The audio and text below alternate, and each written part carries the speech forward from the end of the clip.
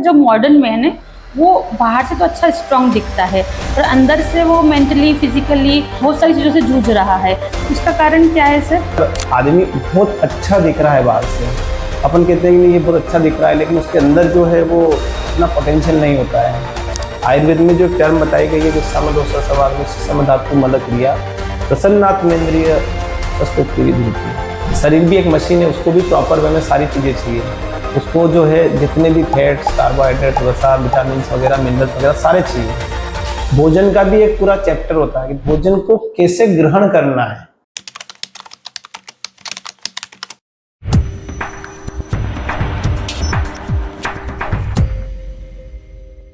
नमस्कार दोस्तों, मैं हूं बबीता और आपका स्वागत है हमारी आज के इस खास पॉडकास्ट में।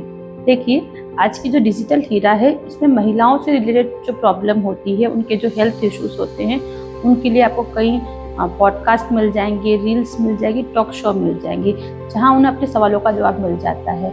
पर जो कम बात हो पाती है वो है पुरुषों की हेल्थ को लेकर। क्या पुरुष भी अपनी फिजिकल और मेंटल हेल्थ इश्यूज को खुलकर व्यक्त करते हैं? क्या उन्हें भी नेचुरल और सही गाइडेंस की आवश्यकता है जो उन्हें आयुर्वेदा और हब से मिल सके? इन्हीं सभी प्रश्नों के जवाब हमें देंगे हमारे आज के expert doctor Rakesh Kumar Rathore. Sir, बहुत बहुत स्वागत है आपका हमारे पॉडकास्ट में। नमस्कार आप सभी को। सर, क्या एक्सपर्टीज है आपकी? मैं बेसिकली यहाँ पे जो है आयुर्वेद चिकित्सा अधिकारी की पोस्ट पे हूँ, बट मैंने जो है पोस्ट ग्रेजुएशन कर रखा है MS आयुर्वेद में, जिसमें मैं विशेष रूप से पाइल्स, फिशर और फिस्टुला की सर्जरी करता हूँ क्षारसूत्र पद्धति से। और इसके अलावा जो भी आपके उदर रोग होते हैं, एब्डोमेन संबंधी डिसीज जैसे gastritis, acidity, constipation, chronic constipation, IBS, etcetera जो डिसीजेस होती है, उनको मैं आयुर्वेदिक चिकित्सा पद्धति से ठीक करता हूँ। जो मॉडर्न मैन है वो बाहर से तो अच्छा स्ट्रांग दिखता है और अंदर से वो मेंटली फिजिकली बहुत सारी चीज़ों से जूझ रहा है। उसका कारण क्या है सर? देखिए मैडम, एक चीज़ होती है कि संघर्ष से व्यक्तित्व का निर्माण होता है। अब जो आजकल का जो पुरुष है, उसका संघर्ष का जो लेवल है वो बहुत कमजोर पे है। संघर्ष वो करता नहीं है। उसकी जो लाइफ स्टाइल है वो बहुत ही एकदम सेडेंटरी है। खाया पिया, कुछ ज़्यादा व्यायाम नहीं किया, बस हेल्थ बनाने के लिए प्रोटीन पाउडर ले लिया, कुछ स्टेरॉइड्स ले लिए। इसके अलावा जो है दिन भर की जो सिटिंग चेयर वाली कंडीशन है, दिन भर बैठे रहना, थोड़ा देर शाम को गए जिम कर लिया, थोड़ा बहुत शरीर बना लिया। तो इसके लिए आयुर्वेद में एक बहुत अच्छा कंसेप्ट होता है सार सहनन। सार सहनन ये तो आता है जो सार होता है पुरुष का, वो कभी फिजिकल बॉडी से एक्सक्लूड नहीं कर सकते उसको अपन। सार के परिभाषा में हम ये कहेंगे कि चींटी जो होती है वो अपने से 10 गुना वजन उठा सकती है, लेकिन एक हाथी कभी अपने से 10 गुना वजन नहीं उठा पाएगा। तो इसलिए सार जो होगा वही उसको शो करेगा। कई बार एक लीन थीन पुरुष होता है, वो 50 किलो की बोरी आराम से उठा लेता है, लेकिन एक अच्छा फिजिकली फिट आदमी नहीं उठा पाता है। तो आयुर्वेद में जो कंसेप्ट बताया गया है सार सहन का, तो उस हिसाब से हम देखेंगे तो कई बार आदमी बहुत अच्छा दिख रहा है बाहर से, अपन कहते हैं कि नहीं ये बहुत अच्छा दिख रहा है, लेकिन उसके अंदर जो है वो इतना पोटेंशियल नहीं होता है। तो इसका कारण यही है कि जो प्रोटीन शेक से बनी हुई बॉडी है, या जो है स्टेरॉइड लेके बनी हुई बॉडी है, और पुराने जो लोग होते थे उनकी जो बॉडी बनती थी वो व्यायामशाला में व्यायाम करके बनती थी। इसके अलावा उनका खान पान जो था वो दूध, दही, मट्ठा और अच्छी चीज़ें जो रहती थी, बाजरे की रोटी, ज्वार की रोटी, उस टाइम का जो खाना था, दूध के साथ रोटी खाना। आजकल आपने देखा होगा, आप खुद सोचिए आपने दूध से रोटी कब खाई थी? सिंपल सी बात है, आप इतने लोग सुन रहे हैं, आप खुद सोचिए कि आपने दूध में अच्छी तरह से रोटी को मिक्स करके कब खाया? तो ऐसी चीज़ें जो हम खाते हैं, देसी चीज़ें, उनसे जो शरीर बनता है उसकी एक अलग बनावट होती है, एक अलग फिजिक होती है। और जो आजकल की बनावट है, जिसको जिम में हम लोग मशीनों पे कर रहे हैं और प्रोटीन शेक खा रहे हैं, तो ये इसकी वजह से ही दिखता तो अच्छा है, लेकिन अंदर से खोखला होता है। वो वही वाली बात होती है कि कई बार कुछ पेड़ ऐसे होते हैं जो दिखते तो बहुत अच्छे हैं, लेकिन उनकी जड़ें खोखली होती है। तो यही चीज़ें हैं। इसके लिए हमें जो है अपने खान पान पे ध्यान देना होगा। अच्छा खाइए और अच्छा शरीर बनाइए। सवेरे जल्दी उठ के व्यायाम करिए। व्यायाम की जो बॉडी रहती है वो अलग रहती है, और एक जो अपन एक्सरसाइज करके जिम में जो बॉडी बनाते हैं वो एक अलग रहती है। तो हमें वैसी बॉडी पे न जागते हुए अच्छी चीज़ों को खाना है। जैसे सवेरे उठ के जो चने की दाल, चने की गला के खिलाइए, आप मूंगफली के दाने, बादाम गला के खिलाइए, तो इनसे जो बॉडी बनेगी वो बॉडी निश्चित रूप से अच्छी भी रहेगी और अच्छा परफॉर्म करेगी। तो ये हमें ध्यान रखना है। जी, जैसे अभी के टाइम में ऑफिस प्रेशर रहता है, करियर स्ट्रेस रहता है, फैमिली रिस्पॉन्सिबिलिटी होती है, इन सब में कोई पुरुष अपनी मेंटल हेल्थ को कैसे बैलेंस करेगा सर?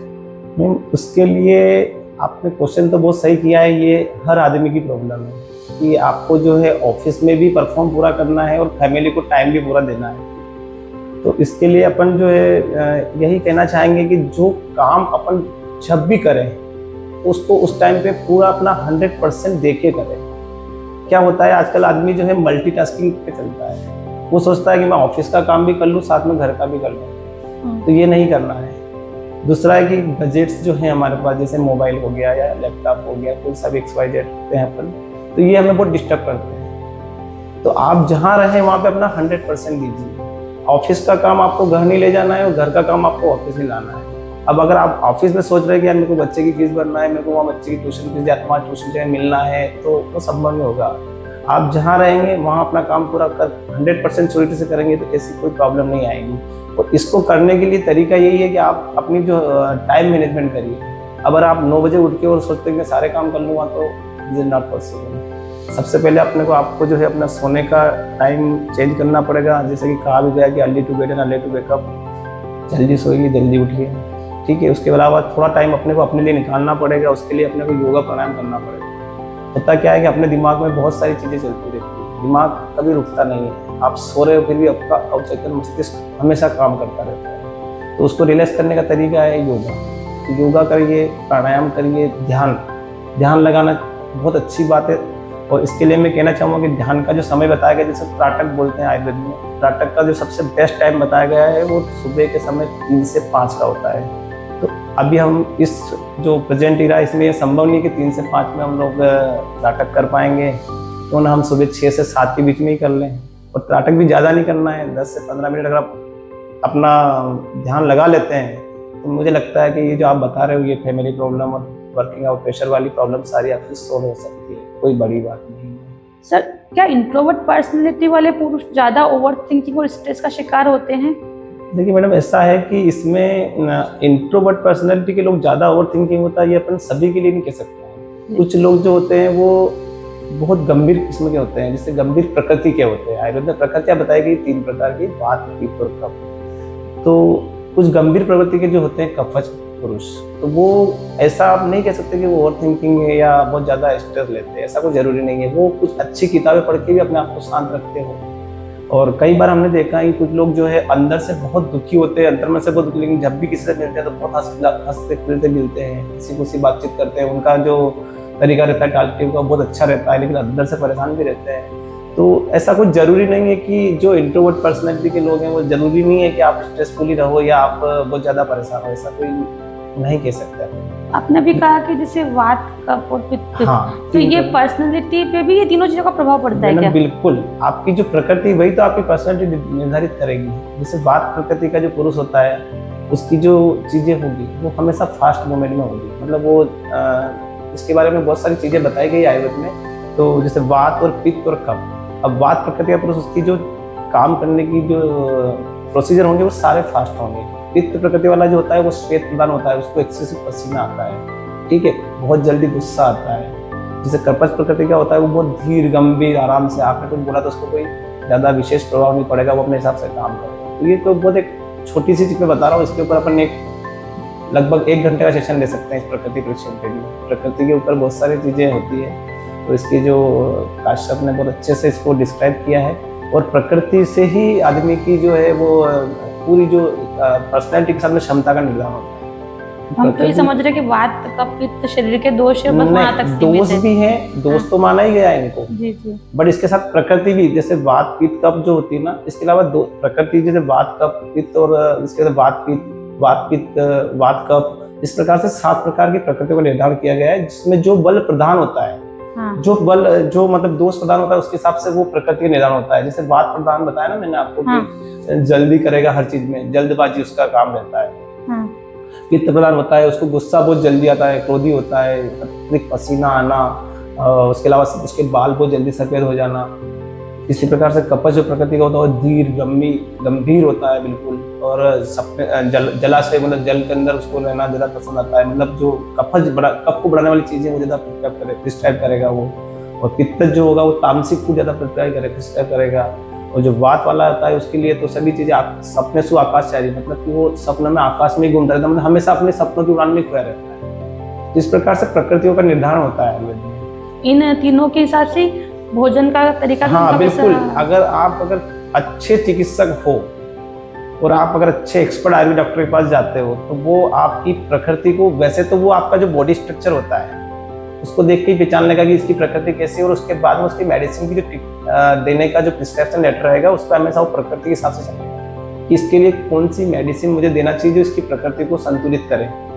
होता क्या है कि जैसे वात पित्त कफ दोष होते हैं, इनका इम्बैलेंस होता है तो वही अपना जो है रोग का कारण बनता है। हमें करना क्या है, उन दोषों को मैनेज ही तो करना है। तो उस प्रकृति के विपरीत, जैसे वात बढ़ा हो तो वात शामक सबसे बेस्ट होता है घी। घी सबसे बढ़िया वात शामक माना गया है। वात प्रकृति के पुरुष को हम लोग जैसे मेडिसिन देते हैं तो कुछ उसको बोलते हैं कि घी के साथ लेना है फिर मलाई के साथ लेना है। अच्छा, ठीक है। ठीक है, दूसरा जैसा होता है वित्त प्रकृति, उसमें हम लोग शहद का यूज करते हैं, शहद या फिर अपना जो है दूध। ठीक है। तो इस प्रकार से मेडिसिन में भी हमें ये, जब अपन चिकित्सा करते हैं तो हमें ये वात पित्त का प्रकृति का ध्यान में रखते हुए चिकित्सा करना पड़ती है। और औषधियों में भी ऐसा ही होता है। औषधि, कुछ औषधियाँ जो वात शामक होती है, कुछ पित्त शामक होती है और कुछ कफ शामक होती है। तो वो जो है जैसा चिकित्सक उसके अकॉर्डिंग उस प्रकृति का निर्धारण करता है, उसके लक्षणों का पूछता है, उसके बाद जो उसका उपचार पत्रक होता है उस पर वो लिखता है, तो उसके हिसाब से ट्रीटमेंट होता है प्रॉपर। सर आज के टाइम में पुरुषों में कौन सी लाइफ स्टाइल रिलेटेड जो फिजिकली प्रॉब्लम से देखने को मिल रही है? अभी प्रेजेंट इरा है वो जो है वो नॉन कम्युनिकेबल डिसीज का है। आज से 30 साल पहले जो होती थी डिसीज वो कम्युनिकेबल डिसीज होती थी। कम्युनिकेबल डिसीज में क्या होता था, जैसे कि एक रोगी, जैसे ये रोगी हुआ तो इसने इसको रोगी कर दिया। ठीक है, मतलब कि संक्रमण से फैलने वाली बीमारियां, इन्फेक्शन रिलेटेड। यस। और अभी जो इरा चल रहा है वो सेल्फ, भाई मुझे कोई बीमारी हुई है या आपको कोई बीमारी, तो वो आप तक ही सीमित है। मान लो कि आपको थायराइड हुआ है, तो थायराइड दूसरे को तो नहीं फैलेगा। तो ये लाइफ स्टाइल डिसऑर्डर है। अब इसका मेन कारण वही स्ट्रेस लेता है आदमी और एक्सेसिव वर्किंग करता है, या मतलब बहुत ज़्यादा परेशान रहता है कुछ चीज़ों को, अचीवमेंट्स को पाने के लिए कुछ टास्क मिल गया उसको फॉलो करना है। तो स्ट्रेस इंड्यूस बीमारियां जो बताई गई, डायबिटीज़, हाइपरटेंशन, थायराइड, अब गट की जितनी बीमारियां सारी स्ट्रेस की वजह से ही होती हैं। तो लाइफ स्टाइल डिसऑर्डर्स, बिल्कुल आप बोल रहे हैं, सही बात है कि स्ट्रेस से हो रहे हैं। अब इसमें आपने देखा होगा कि आजकल हर आदमी थोड़ा बहुत गट की बीमारी से परेशान है। जैसे किसी को एसिडिटी है, किसी को गैस्ट्राइटिस है, तो किसी को कॉन्स्टिपेशन। ये बहुत नॉर्मल चीज़ें हैं, आपने देखा ही होगा। मतलब मैं इवन 99% मानता हूँ कि रोगियों में ये होता ही होता है। कोई सा भी रोगी आपके पास में आए, इन तीनों में से एक तो वो बोलेगा ही बोलेगा। अब उसी के कारण सेकेंडरी जो डिसीज हो रही है, जैसे किसी को हेडेक हो रहा है, कई बार तो हेडेक या माइग्रेन जो होता है वो एसिडिटी की वजह से भी होता है। और हम चिकित्सा कर रहे हैं कि भाई माइग्रेन ठीक कर दें, तो माइग्रेन कैसे ठीक करें? पहले आप एसिडिटी को तो कंट्रोल करो। अब एसिडिटी के मेन जो कारण बताए गए हैं उसमें मैं तो जो जब मैं पढ़ता था तो उस टाइम ट्रिक बना रखी थी कि एक हरी, करी एंड वरी। हरी मतलब कि जल्दबाजी, करी मतलब कि स्पाइसी फूड, देन वरी मतलब कि हमेशा चिंताग्रस्त रहना। ये तीन चीज़ें अगर आपने कंट्रोल कर ली तो आपका एसिडिटी वैसे कंट्रोल हो जाएगा, तो अपना माइग्रेन है या कोई एसिडिटी दूसरी चीज़ें हैं वो भी अपने आप कंट्रोल हो जाएगी।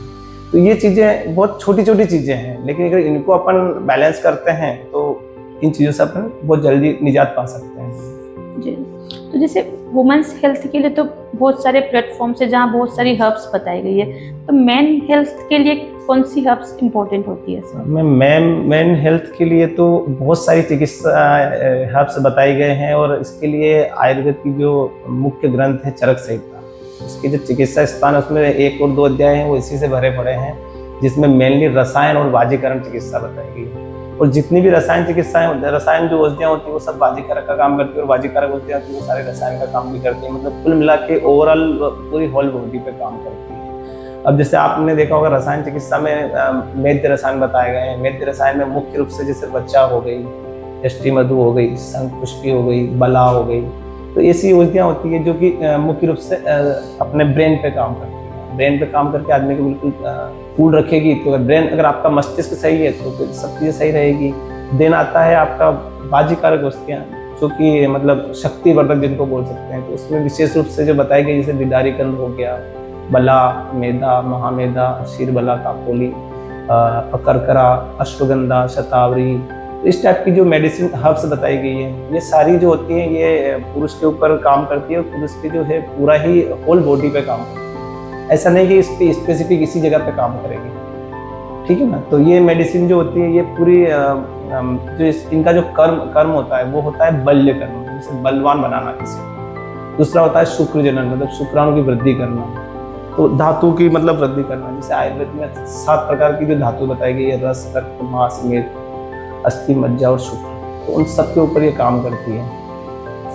अब इसमें जो है अपने को ध्यान ये रखना है कि जैसे आप ये मेडिसिन तो मैंने बता दी है, लेकिन इनको लेने का तरीका हमेशा कोई भी एक्सपर्ट आयुर्वेद चिकित्सक को उससे ही लें, क्योंकि इन मेडिसिन को हर कोई आजकल क्या है रील्स में देख के किसी ने कुछ बता दिया, किसी ने कुछ बता दिया तो यूज़ कर रहे हैं। तो मेरा आपसे ये कहना है कि ऑलवेज रिमेंबर, कभी भी कोई भी मेडिसिन, मैं ये नहीं कहता हूँ कि आयुर्वेद निरापद है, आयुर्वेद भी हानि करता है। अगर आपने कोई एक सिंपल सा उदाहरण जमाल गोटा है, अगर आपने डोज में नहीं लिया तो आपको 10 लगा देगा।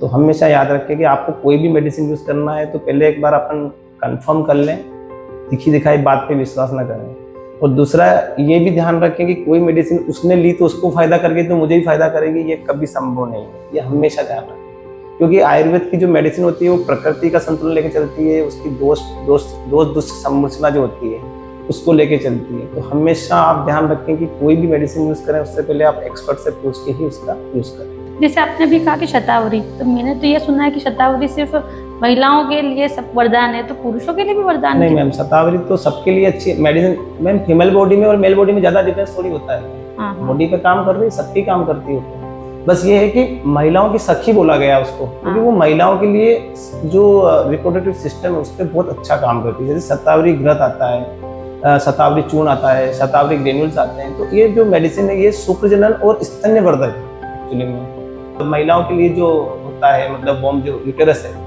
उस पर बहुत अच्छा काम करती है, ओवरीज पे अच्छा काम करती है, उसके हार्मोन के प्रोडक्शन को बढ़ाती है। ओवरऑल जो है उसके मतलब फीमेल रिप्रोडक्टिव सिस्टम होता है उस पर अच्छा काम करती है और स्तन्यवर्धक होती है, इसलिए महिलाओं के लिए अच्छी है। बाकी हम लोग पुरुषों में भी देते हैं, जैसे अश्वगंधा, शतावरी, सफेद मूसली के साथ मिक्स करके देते ही हैं, उन पे भी अच्छा काम करती है। शुक्र जनन का काम भी करती है ना, वो अंडाणु को बढ़ा रही है तो उधर इधर शुक्राणु का भी काम बढ़ा रही है ना वो। तो इसकी वजह से क्या है कि जो इनफर्टिलिटी के जो पेशेंट होते हैं हम दोनों को साथ में देते हैं ये मेडिसिन, पुरुष को भी देते हैं तो इसलिए महिलाओं को भी देते हैं। तो जैसे स्ट्रेस मेन प्रॉब्लम पुरुषों में, सबसे अच्छी हब कौन सी होगी स्ट्रेस के लिए? स्ट्रेस के लिए मैडम मेरे हिसाब से सबसे बेस्ट जो है जैसे ब्राह्मी वटी हो गई, ब्राह्मी बहुत अच्छी एक मानी गई है। इसके अलावा अश्वगंधा स्ट्रेक्ट के जो कैप्सूल्स आते हैं वो बहुत अच्छा काम करते हैं स्ट्रेस में। और इसके अलावा निंद्रा जनन वाले जो द्रव्य होते हैं सारे, उसमें जैसे तगर चूर्ण हो गया, तगर चूर्ण बहुत अच्छा माना गया है, काफ़ी अच्छा वो रिलैक्सेशन भी देता है। इसके अलावा सर्पगंधा घनवटी आती है जिसको अपन बीपी के लिए यूज़ करते हैं, तो उसका ओवरऑल इफेक्ट जो है बीपी पे ही नहीं रहता है, वो ब्रेन को भी रिलैक्स करता है। दूसरा ये कि आजकल जो इंसान सोते हैं तो सोने के बाद भी उनके दिमाग में कुछ चलता ही रहता है, तो प्रॉपर रिलैक्सेशन नहीं कर रहे हैं। उसका कारण है ये मोबाइल। अभी अभी ये पिछले 10 सालों में ही हुआ है। पहले अपन नींद लेते थे, बहुत अच्छी नींद लेते थे, आप खुद रियलाइज करते होंगे कि पहले हम बहुत अच्छी नींद लेते थे। अभी मुझे पता नहीं कि मैं कब अच्छा बिल्कुल रिलैक्स होकर सोया हूँगा। आप भी कब रिलैक्स होकर सोए होंगे मुझे नहीं पता है, कि एकदम बिल्कुल फ्रीली मूवमेंट में। तो मेरा तो यही निवेदन रहता है कि आप जो है रात को सोने से 1 घंटे पहले ही मोबाइल से दूर हो जाए, कम से कम 1 घंटा या 2 घंटे पहले मोबाइल से दूर हो जाए। देन दूसरा जो है ये कि सोने से पहले थोड़ा बहुत जो भी कुछ आप एक्सरसाइज कर सकते हैं, मतलब योगा वगैरह कुछ कर सकते हो, अनुलोम विलोम प्राणायाम या कपालभाति प्राणायाम वो कर सकते हो तो वो करिए। और थोड़ा सा आपने जो भी प्रभु है स्मरण कर सकते हैं उनको स्मरण करिए और प्रॉपरली निद्रा में जाइए। होता क्या है कि आदमी सोते सोते भी सपने देखता ही रहता है, लगातार उसका अवचेतन मस्तिष्क काम कर रहा है, उसको रिलैक्स करना बहुत जरूरी है। उसके लिए सबसे बढ़िया ध्यान और योग है। मैं अभी भी आपसे बार बार यही कहता हूँ कि मेडिसिन सेकेंडरी है, अगर आपने इस चीज को अपना लिया, ध्यान, योग, प्राणायाम, तो आपको हर्ब्स की आवश्यकता भी कम पड़ेगी। तो ओवरऑल जो है अपने को जाना बेसिकली उसी जगह है कि भाई एक तो जल्दी सोना है, जल्दी उठना है और अपने को अपने लिए टाइम निकालना है। कम से कम आधे घंटे की आपकी जो वॉकिंग के साथ में थोड़ा बहुत एक्सरसाइज, और एक्सरसाइज तो थोड़ा सा आपका जो है प्राणायाम और ध्यान भी होना चाहिए। ये चीज़ अपने को स्ट्रेस मैनेजमेंट के लिए जरूरी है, करना पड़ेगा। अभी जो अपन जो स्ट्रेस की बात कर रहे हैं या वर्कलोड की बात कर रहे हैं, ये पुरुषों में भी हार्मोनल इम्बैलेंस बना करती है? बिल्कुल करती है मैडम। स्ट्रेस तो मैंने क्या बोला आपसे अभी कि जैसे कि चिंतनात् चिंत्यात् एक कोटेशन है आयुर्वेद में, उसके अकॉर्डिंग अगर देखेंगे तो चिंता करने से क्या होता है, हमारा रसवाही स्तर पर दृष्टि हो जाती है, और रस हमारी जो है वो पहली धातु है शरीर में। अगर वही डिस्टर्ब हो गई तो रस के बाद रक्त में मांस मेद अस्थि मज्जा सूत्र सभी दूषित होगी, और सभी दूषित होगी तो क्या होगा, ओवरऑल इम्पैक्ट, हार्मोनल इम्बैलेंस तो होना ही है। और उसी के कारण जो है जैसे हार्मोनल डिस्टर्बेंस होगा तो पुरुषों में जो टेस्टोस्टेरोन हार्मोन होता है जिसकी नॉर्मल वैल्यू होती है 1000 नैनोग्राम पर मिलीग्राम, वो जो है डिस्टर्ब होना शुरू हो जाती है। और अभी जो एक नया इम्पैक्ट आया है उसमें तो आफ्टर 30 ईयर इसका लेवल डाउन जा ही रहा है हर पुरुष में। कारण वही है कि दौड़ भाग, अपने आप को परफॉर्म करना है, अपने आप को बिल्डअप करना है, उस स्ट्रेस में ही वो हार्मोन का लेवल डिस्टर्ब हो रहा है, जिसके कारण lack of libido, erectile dysfunction, bonding की कमी होना, बहुत सारी चीजें जो है डेवलप हो रही है। और आप देख ही रहे इसका परिणाम सोशल मीडिया पे नजर आ ही रहे हैं, आपने देखा ही होगा। तो ये सारी चीजें बहुत कॉमन है। तो निश्चित है कि स्ट्रेस के कारण हार्मोनल इम्बैलेंस होता ही है, और इसको अपने को रिड्यूस करना चाहिए ताकि आपकी जो बॉडी है वो परफॉर्म करे और प्रॉपर हार्मोन आपके प्रोड्यूस होते रहे, ताकि आपका सारी चीजें मेंटेन चलती रहे। आयुर्वेद में जो टर्म बताई गई है कि समदोष समाग्नि समधातु मल क्रिया प्रसन्नात्मेंद्रिय स्वस्थ विधि, मतलब कि धातुओं का समान होना, सभी रसों का समान होना और सभी जो क्रियाएं उनका समान होना, मतलब इनका बिगड़ना मतलब रोग की उत्पत्ति है। आपकी इंद्रियां मन प्रसन्न है तो आप स्वस्थ हो, अदरवाइज आप परेशान हो या दुखी हो या रोगी हो। रोग का कारण यही माना गया है कि धातु वैषम्य रोग कारण, धातु का वैषम्य होना। तो इसको बैलेंस करने के लिए हम क्या करते हैं, प्रकृति को वापस मेंटेन करने की कोशिश करते हैं। आपने मेडिसिन ले ली भैया, आपने कहा कि भैया मुझे जो है मान लो कि एक विबंध का पेशेंट आया, कॉन्स्टिपेशन का, तो आपने कुछ ज्यादा नहीं किया उसके लिए, उसको आपने सिंपल सा जैसे गुनगुना पानी बता दिया, त्रिफला चूर्ण दे दिया, मृदु विरेचन दे दिया, कुछ भी विरेचन स्वादिष्ट विरेचन चूर्ण दे दिया, उसकी गट क्लियर हुई, आधी चीज उसकी वैसे ही क्लियर हो गई। आचार्य वाग्भट कहते हैं कि सर्वे रोगापि मंदाग्नि, जितने भी रोग हैं सबका कारण मंदाग्नि, मतलब आपकी जो शरीर की जो अग्नियां हैं, शरीर में जैसे टोटल 13 प्रकार की अग्नियां बताई गई है, 7 धात्वाग्नि, 5 भूताग्नि और 1 जठराग्नि। जठराग्नि जिसको अपन मॉडर्न कंसेप्ट में समझाऊं तो आपका डाइजेस्टिव सिस्टम, आपने कुछ भी खाया ढंग से पचा के नहीं पचा वो चीज, उसके लिए लीवर का आपका एक्टिवेट होना बहुत जरूरी है। लीवर सही है तो खाना ढंग से पचेगा।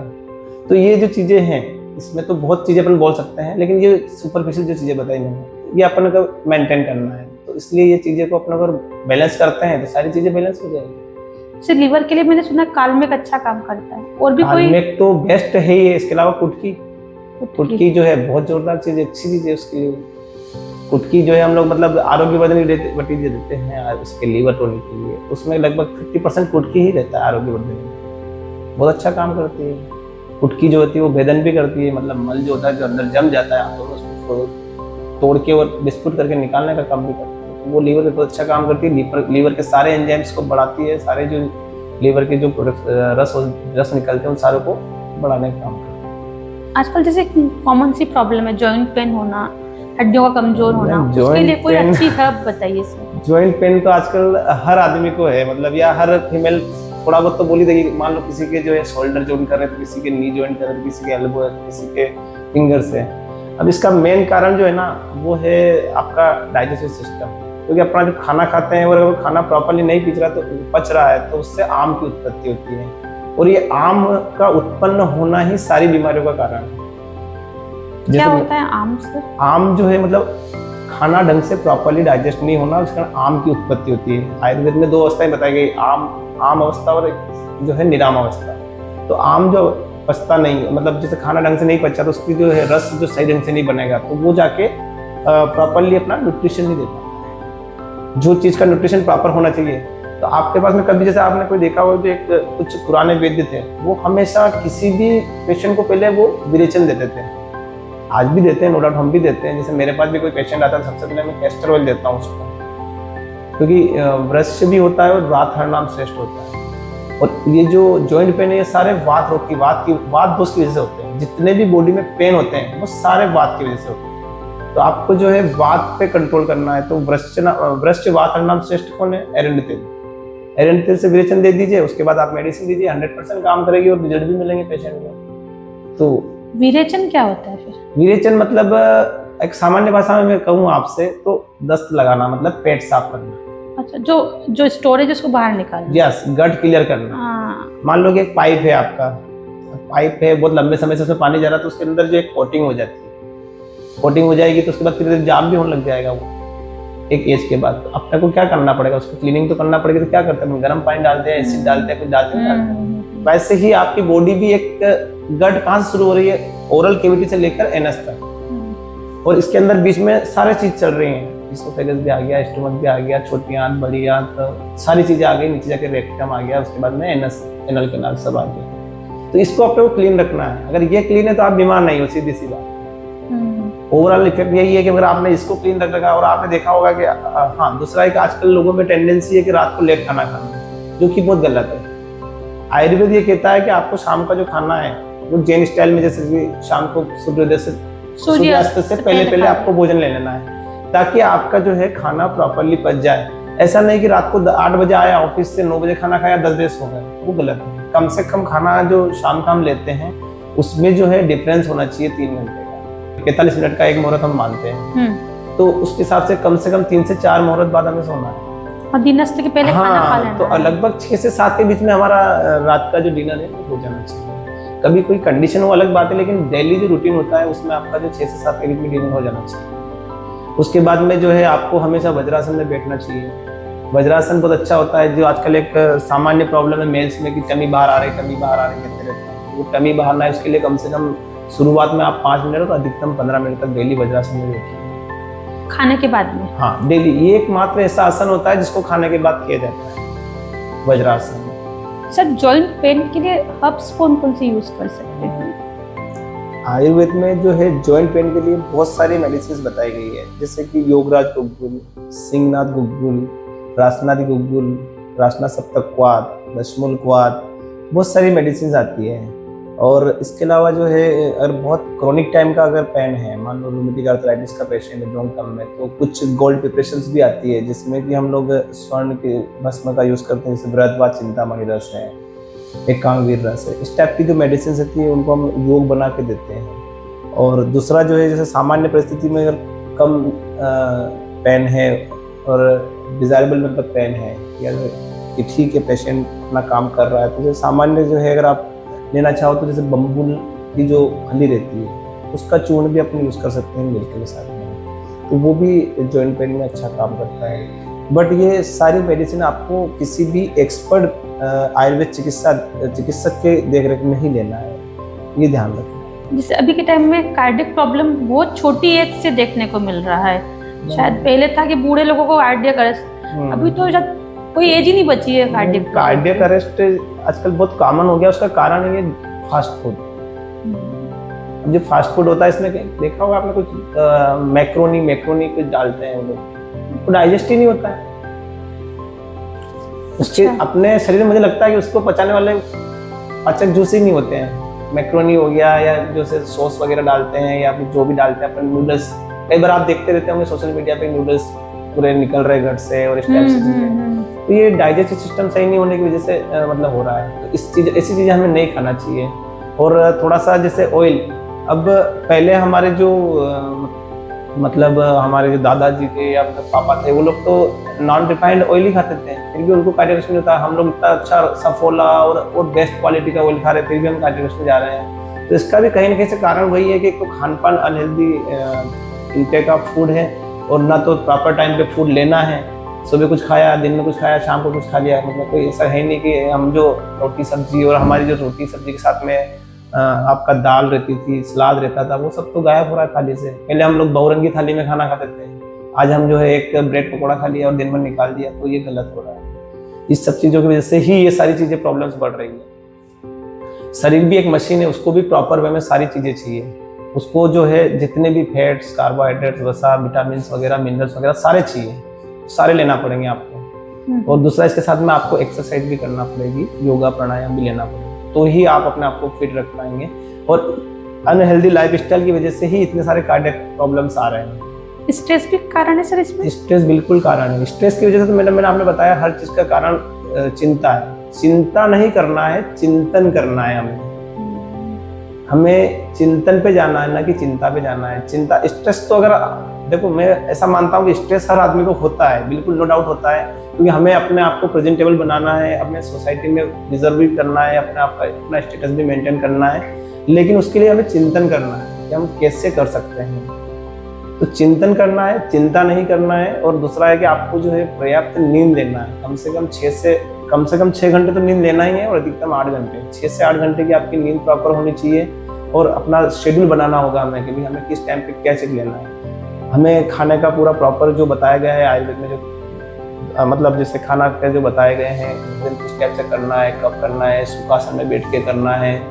भोजन का भी एक पूरा चैप्टर होता है कि भोजन को कैसे ग्रहण करना है और कितने काल करना है, 1 काल करना है कि 2 काल करना है। इसका भी आयुर्वेद में बहुत अच्छा वर्णन है, वाग्भट के संहिता में। तो सब चीजें बताई गई है, लेकिन हम चीजें हम दूर होते जा रहे हैं और प्रॉपरली हम जो है पाश्चात्य संस्कृति की ओर जा रहे हैं। मॉडर्न कल्चर में रात को लेट सोना, 12 बजे बाद कम सो रहे हैं, सुबह 10 बजे उठ रहे हैं, तो कैसे मैनेज करेंगे। हमारा शरीर में भी एक बायोलॉजिकल क्लॉक होती है, उसको तो हमने बिगाड़ ही दिया है पूरा। तो फिर निश्चित नो डाउट एक कार्डियक अरेस्ट आना ही है, हम क्या कर सकते हैं। Thank you so much sir, हमसे इतनी बात करने के लिए और हमें इतनी जानकारी देने के लिए। मैं आशा करती हूँ हमारे जितने भी मेल व्यूअर्स हैं उनके लिए कन्वर्सेशन हेल्पफुल रहेगा। अगले पॉडकास्ट में जल्दी मिलेंगे। Thank you so much.